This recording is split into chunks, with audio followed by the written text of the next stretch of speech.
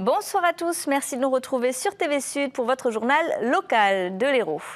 Dans les titres aujourd'hui, Radio Clapas en danger. La radio associative émet depuis plus de 35 ans à Montpellier, mais aujourd'hui, elle est mise en péril par les difficultés financières.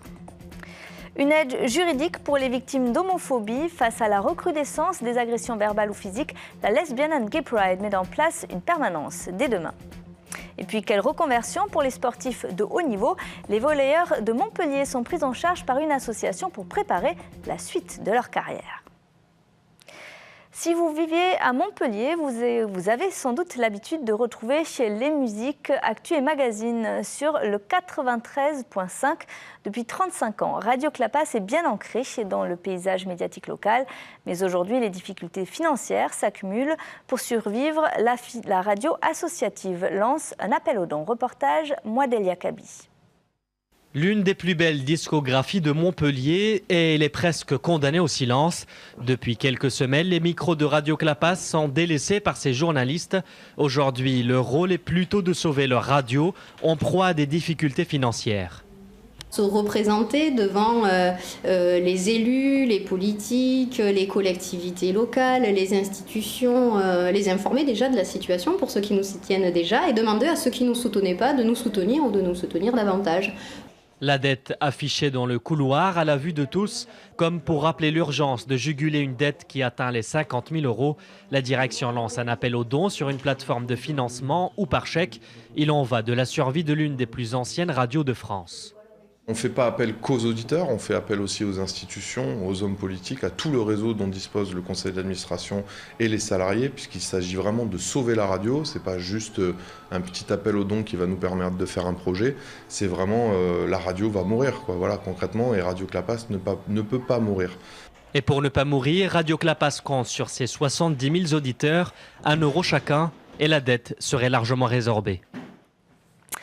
Avez-vous vu ce vélo? Une bicyclette équipée d'un guidon spécial qui permet à Léa de se déplacer de façon autonome malgré son handicap. La jeune étudiante en biologie lance aujourd'hui un appel à celui ou celle qui a volé son vélo ou l'a pris par erreur devant la fac. D'Ardèche et là-bas j'ai rencontré un homme qui avait à peu près le même handicap que moi. Et pour que je puisse apprendre à faire du vélo, il m'a donné beaucoup d'astuces quand j'étais petite à mes parents. Et c'est lui qui leur a donné le guidon pour que je puisse apprendre à faire du vélo. Il me suit de vélo en vélo, alors je pense qu'on pourrait en faire un autre, mais c'est compliqué.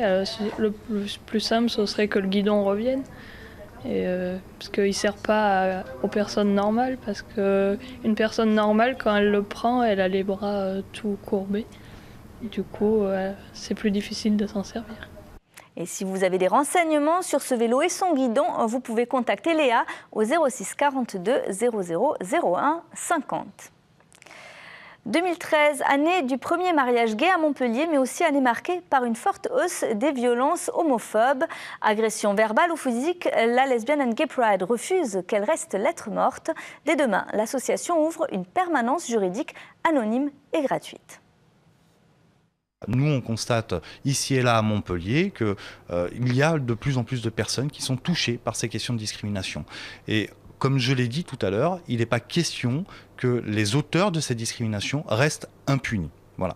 Donc il faut impérativement que les personnes aient le réflexe de se faire connaître, de pousser les portes des associations et de ne pas hésiter à consulter les avocats. C'est pour ça que nous, avec Maître Lorraine Deguet, faisons le choix de mettre en place cette permanence juridique pour qu'il n'y ait pas cette appréhension de se dire si je vais voir un avocat, ça va lancer une procédure judiciaire qui va être coûteuse, longue, onéreuse, etc. Non, l'idée c'est d'abord de dialoguer et de voir ce qu'il est possible de faire.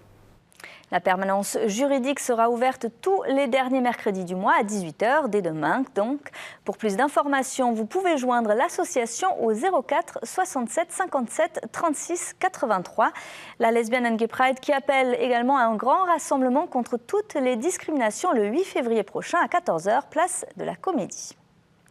Les élections municipales à Montpellier et les candidats indépendants qui se déclarent. Mouadelia Kabi a par exemple rencontré Denis Paulet, un assureur et ancien militant UMP. Regardez. Et un nouveau venu dans la ligne de départ des municipales, Denis Paulet, assureur de son état, se jette dans la bataille. Ancien militant à l'UMP qu'il a quitté en 2012, il brouille les pistes sur ses orientations politiques et dit en avoir marre des clivages partisans. Il fait le pari d'attirer des électeurs dans le même état d'esprit. 82% des Français ne se reconnaissent plus du tout dans aucun parti politique. Et je ne vois pas en quoi les Montpelliérains feraient exception à cette règle-là. Point commun tout de même avec les 8 autres candidats, le flou qui entoure son projet. Il le promet novateur, mais en médiatisera les contours dans les prochains jours. En revanche, questionné sur ses ambitions pour le scrutin, il se montre plus bavard. Avec tous les contacts que j'ai depuis des mois avec les Montpelliérains, je sais que je vais créer une surprise au premier tour. À moins d'un mois du dépôt officiel des listes électorales, Denis Paulet affirme l'avoir presque bouclée et lance un appel à le rejoindre pour la compléter. Autre candidat indépendant qui s'est déclaré officiellement aujourd'hui à Montpellier, Georges Piccolo. Vous allez voir un aperçu de son programme au micro d'Olivier Roiran. Écoutez. J'ai vu ma rue de l'Aiguillerie où les commerces périclités et fermés. J'ai décidé de me battre contre ça. J'ai fait un site Facebook qui a fait 240 000 visites sur la rue de l'Aiguillerie. Ensuite, j'ai fait un site About Me où j'ai fait 16 000 visites depuis septembre et 5 000 visites au mois de décembre. Et j'ai décidé donc, vu mes compétences d'économiste et d'historien, de me mettre à la disposition des Montpelliérains. Le programme, c'est premièrement arrêter les dépenses de prestige, développer le bien-être et le cadre de vie. Ensuite, ni j'augmente ni je diminue les impôts, mais je réaffecte les postes de budget. 2 credos, 2 postulats par contre. Éducation, prévention, répression. Simplifier, harmoniser, économiser.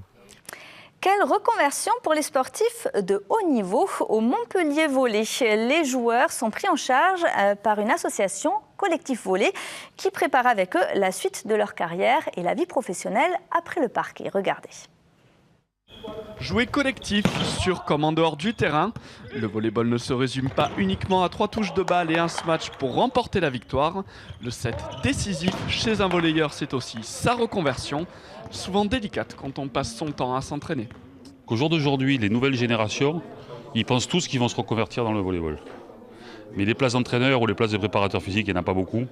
Et elles sont déjà souvent occupées. Et puis tout le monde ne pourra pas devenir ça. Donc, puis il y en a qui seront... C'est pas parce que vous avez été forcément un bon joueur que vous serez forcément un bon entraîneur. La méthode d'orientation proposée par Véronique Barré est originale. Guider le sportif selon ses fonctions exercées sur le terrain. Beaucoup d'entreprises aujourd'hui essayent de faire travailler les gens en équipe et ont des difficultés à faire travailler en équipe. Parce qu'il faut accepter d'être dépendant de l'autre, il faut accepter de compenser l'inefficience d'un collègue. Ça, c'est sûr qu'au volley, ils l'ont développé depuis tout petit. Il faut que chacun s'approprie ses qualités pour pouvoir les réutiliser après. C'est ça que je leur propose, c'est de savoir qui ils sont dans leur pratique sportive parce que c'est qui ils ont envie d'être et qui ils pourront être au mieux dans leur future pratique professionnelle. Des rencontres entre cette ancienne joueuse de volley-ball et les professionnels sont régulièrement organisées. Un moment de réflexion non négligeable. Certains sont déjà plus ou moins avancés sur leur après-carrière. Une deuxième vie qu'ils n'imaginent pas forcément dans le sport.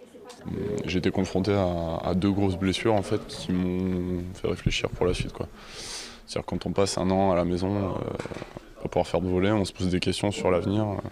J'ai pas envie de rester et de rester enfermé dans cette spirale en fait même si j'adore ça, c'est pas le problème, mais voir autre chose tout simplement et puis découvrir autre chose, connaître d'autres objectifs, d'autres projets où je sais que je vais pouvoir m'épanouir tout simplement. Prochaine échéance pour nos sportifs le 25 février. Une rencontre sera organisée avec les entreprises partenaires du club. Un pas de plus vers la balle de match de leur fin de carrière.